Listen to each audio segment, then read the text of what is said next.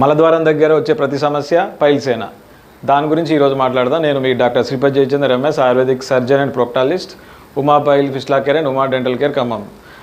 ముఖ్యంగా చాలామంది మలద్వారం దగ్గర ఏ సమస్య వచ్చినా కానీ పైల్స్ అని వాళ్ళు అపోపడుతూ ఉంటారు. కానీ పైల్సే కాకుండా మలద్వారం దగ్గర చాలా వ్యాధులు వచ్చే అవకాశం ఉంటుంది. ముఖ్యంగా ఫస్ట్ చూసుకుంటే పైల్స్ దీంట్లో 2 రకాలు ఉంటాయి. అంటే లోపల మొలలు కానీ బయట మొలలు కానీ ఉంటాయి. మన దాని ఇంగ్లీష్లో ఇంటర్నల్ హెమరాయిడ్స్ కానీ ఎక్స్టర్నల్ హెమరాయిడ్స్ కానీ అంటూ ఉంటాం. ఇంటర్నల్ హెమరాయిడ్స్ మలద్వారం లోపల ఉంటాయి. ఎక్స్టర్నల్ హెమరాయిడ్స్ అనేది మలద్వారం దగ్గర ఉబ్బెత్తుగా ఉంటాయి. దీన్ని పైల్స్ అంటూ ఉంటాం. దాని తర్వాత యానల్ ఫిషర్స్ ఉంటాయి. మలద్వారం దగ్గర కట్ అవుతుంది.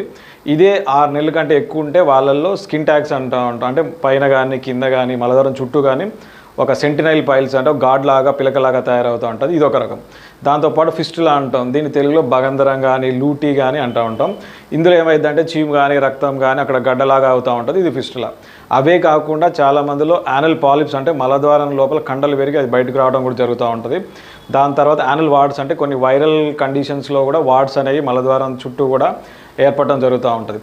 దాంతోపాటు కొన్ని సందర్భాల్లో మలద్వారం లోపల నుంచి పేగు అనేది జారుతూ ఉంటుంది చాలామంది పేషెంట్లలో. దాన్ని రెక్టల్ ప్రొలాప్స్ అంటూ ఉంటాం. దాన్ని కూడా చాలామంది పైల్స్ అని భావిస్తూ ఉంటారు. ఇంకోటి కొంతమందిలో యానల్ క్యాన్సర్స్ కూడా చూస్తూ ఉంటాం. కాబట్టి ప్రతిదీ పైల్స్ అనుకోవడం వల్ల రాంగ్ డయాగ్నోస్ అవ్వడం వల్ల చాలామంది ఎక్కువ కాలం మందులు వాడటం సఫర్ అవడం జరుగుతూ ఉంటుంది. కాబట్టి రైట్ టైంలో రైట్ డయాగ్నోస్ అవ్వడం వల్ల వాళ్ళకి బెటర్ రిజల్ట్స్ అనేది వచ్చే అవకాశం ఉంటుంది.